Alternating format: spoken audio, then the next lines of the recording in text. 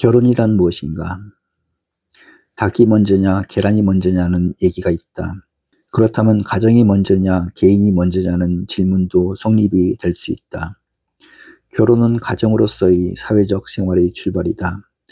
그러므로 개인의 탄생은 집안에서 조용히 이루어지나 결혼은 법과 사회의 공인을 받는다. 생각 없이 결혼에 임하는 당사자들보다도 사회가 더 깊은 관심을 갖는 이유가 여기에 있다. 결혼은 사랑을 바탕으로 이루어지는 인격의 결합에서 탄생된다. 그러므로 사랑이 없는 결혼은 있을 수 없고 사랑이 사라진 뒤에는 진정한 부부간의 결합은 지속될 수 없다. 흔히 사람들은 부부간의 사랑은 성애라고 국한시키는 경우가 있다. 성적인 사랑이 없으면 충분히 성취되지 못한다. 이성의 결합이 결혼인 까닭이다. 그러나 육적인 성애가 사랑의 전부이거나 대부분이라고 생각하면 그 견해가 불행의 원인이 될 수도 있다. 그것은 극단적으로 표현했을 때 성욕을 채우며 후손을 낳기 위한 동물적 결합으로 떨어질 가능성도 있기 때문이다. 성애는 필수적이다. 그러나 부부의 전부는 아니다. 그러면 성애를 넘어서는 사랑은 무엇인가?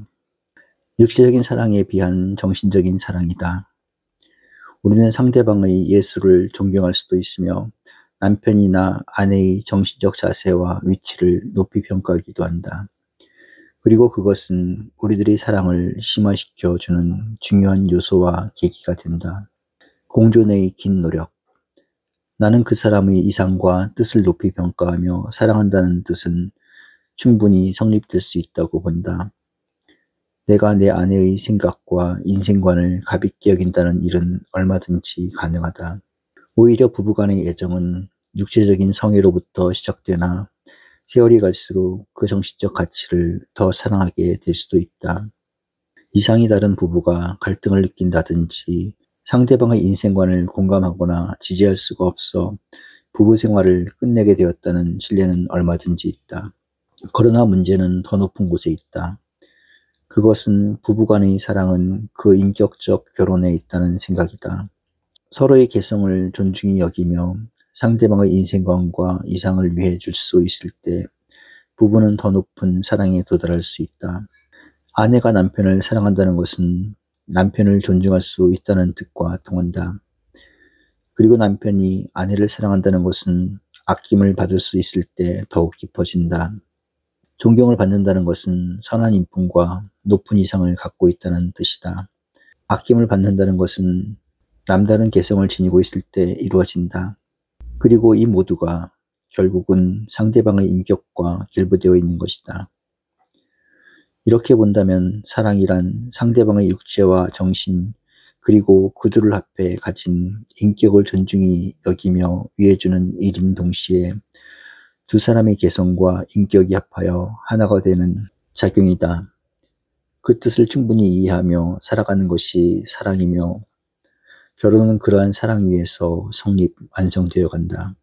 그러나 이렇게 이루어지며 출발한 사랑과 결혼은 가정을 통해 완성되지 않으면 안 된다.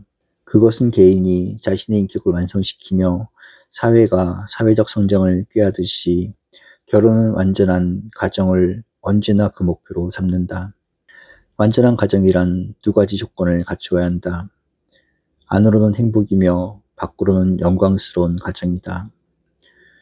우리는 행복이 없는 가정은 생각할 수 없으며 또 원하지도 않는다.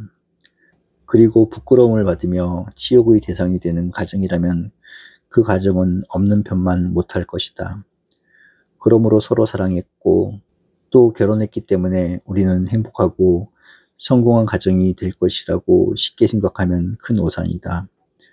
얼마나 많은 가정이 파탄을 가져왔으며 겉으로는 행복한 듯 싶어도 불행을 안고 있는 가정들이 얼마나 많은지 모른다. 그러면 이 행복과 영광의 조건이 되는 것은 무엇인가? 개인이 꾸준한 노력에서 개인의 성장을 이룩하듯이 부부는 계속적인 노력과 인내에서 성장과 생활의 풍부성을 찾아야 한다. 남편은 언제나 아내를 선히 이끌어 그 성장을 도와야 하며 아내는 남편에 협조하여 가정과 사회적으로 성장할 수 있도록 도와야 한다. 어떤 남자들은 아내가 자신의 귀여운 소유물이 되기를 원하며 잘못 생각하는 여성들은 남편을 자신을 위한 도구가 되기를 꿈꾸는 경우가 있다. 불행한 일이다. 가정은 사회적 단위체이기 때문에 계속 성장해 가지 않으면 안 된다. 행복과 영광의 둘째번 조건은 한 가정이 무엇으로 이웃과 사회에 봉사하는가에 따른다.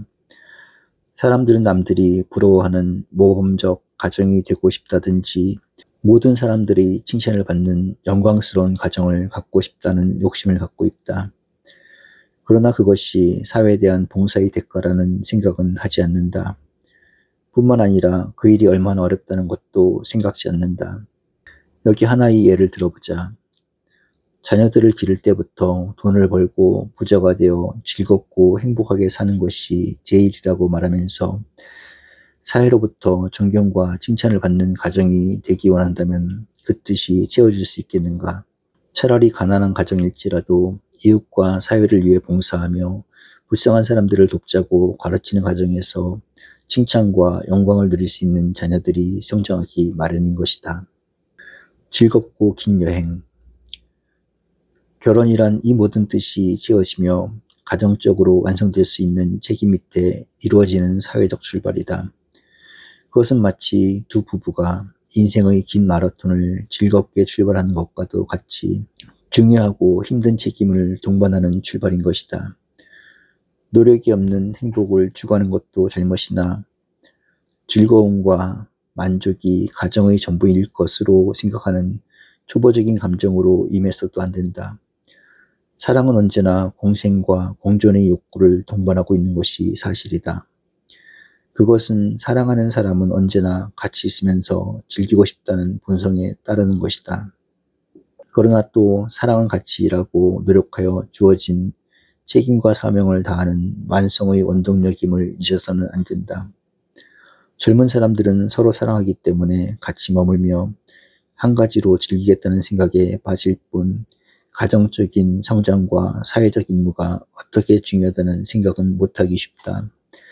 모든 가정의 불행이 이 둘째번 과제의 망각에서 온 것이다. 끝으로 결혼은 가정의 시작이다. 남녀가 따로 있을 때는 가정이 되지 못한다.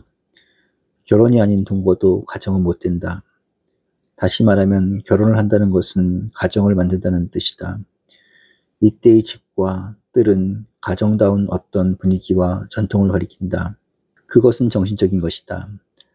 따라서 결혼을 한다는 것은 둘이 합하여 새로운 가정 생활의 분위기와 전통을 만드는 일이다. 그들이 자라온 양가의 전통을 만드는 일이다. 그들이 자라온 양가의 전통을 이어받을 수도 있고 어떤 종교적 분위기의 전통을 만들어 갈 수도 있다. 그래서 옛날부터 그 가문을 따지며 훌륭한 가정을 높이 평가해 왔던 것이다. 집과 뜰은 내 육체가 머무는 환경과 분위기듯이 정신적 전통은 부부와 자녀들이 살고 즐기며 일할 수 있는 정신적 분위기이다. 남녀가 서로 부모를 떠나 새 가정을 만든다는 것은 이러한 정신적 분위기와 전통을 만드는 책임을 동반하게 된다. 그리고 그 뒤를 계승할 수 있는 결혼과 가정의 중요한 과제는 자녀를 낳아 기르며 그 자녀들을 통하여 가정을 계승해가는 일이다. 가정의 최초의 단위는 부부이다. 그러나 부부로서는 완성된 충분한 조건이 못 된다. 남편이나 아내의 분신이 합쳐져 하나의 인격으로 탄생하는 것이 자녀이기 때문에 우리는 자녀를 통하여 비로소 결혼의 완성을 깨닫게 된다. 그러므로 그 자녀들이 원만한 인간으로 자라며 자격을 갖춘 사회인이 될 수 있도록 양육하는 일이 결혼과 더불어 시작되는 것이다. 이 모든 일들이 현실에서 가능성을 갖고 이루어지는 것이므로 우리는 다시 한번 결혼이 무엇인가를 묻는 동시에 그 성스러운 책임을 다짐해 보게 되는 것이다.